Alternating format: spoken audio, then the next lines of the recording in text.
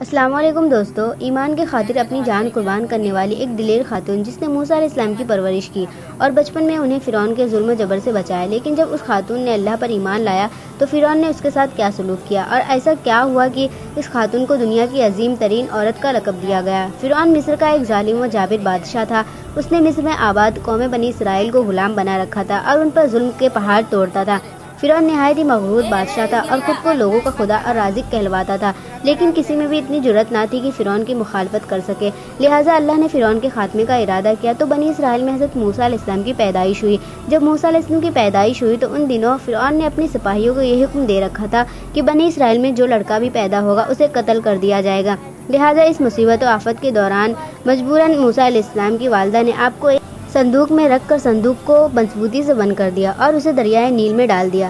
دریا سے نکل کر ایک نہر فرعون کے محل کے نیچے بہتی تھی۔ اللہ کی قدرت یہ ہوئی کہ یہ صندوق دریائے نیل سے بہتے ہوئے اس نہر میں چلا گیا۔ اس وقت نہر کے کنارے فرعون کی بیوی آسیہ بنت مزاحم بیٹھ کر نظارہ کر رہی تھی۔ آسیہ ایک خوبصورت اور نیک خاتون تھی اور وہ کسی بیماری شدید تکلیف میں تھی۔ فرعون نے اس کا بہت کچھ علاج کروایا تھا مگر وہ ناکام رہا۔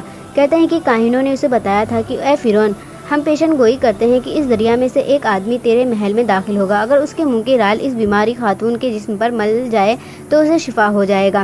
چنانچہ جب نہر بہتے ہوئے اس صندوق پر آسیہ کی نظر پڑی تو اس نے ملازمین کو اسے نکالنے کا حکم دیا۔ جب اس صندوق کو پانی سے نکالا گیا اور اسے کھولا گیا اور ملکہ نے اس بچے کو دیکھا تو اسے یوں محسوس ہوا کہ ایک بجلی سی چمکی جس نے اس کے دل کو منور کر دیا۔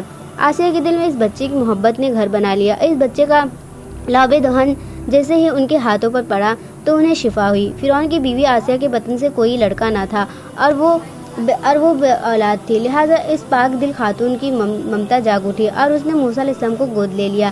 اس طرح اللہ کی قدرت سے موسیٰ علیہ السلام کی پرورش اسی فرعون کے محل میں ہوئی جس نے آپ علیہ السلام کو ہاتھوں ہلاک